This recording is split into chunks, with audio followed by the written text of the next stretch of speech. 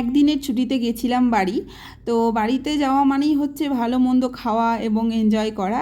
তো যেহেতু এখন আমের সিজন, আর এইদিকে আমি ব্রেকফাস্ট করার পরে অনেকগুলো আম নিয়ে বসে পড়েছি।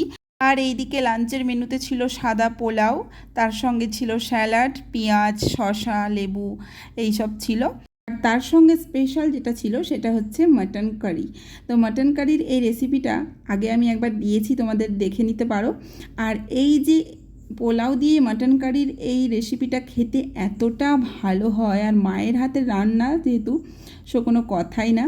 তারপরে খেলাম মিষ্টি, মানে রসগোল্লা, আর এইটা একটা ডেজার্ট বানিয়েছিলাম, বেশ সুন্দর হয়েছিল, ক্রিমি টাইপের। আর এটা হচ্ছে ম্যাঙ্গো এবং ক্রিম দিয়ে বানানো একটা ডেজার্ট।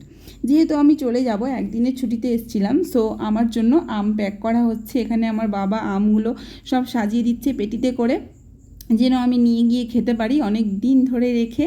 আর এগুলো সব একদম গাছ থেকে পাড়া আম, সদ্য গাছ থেকে পাড়া আম। ভিডিওটা আর বেশি বড় করলাম না, এখানেই কমপ্লিট করছি। ভালো লাগলে অবশ্যই কমেন্ট করে জানাবে।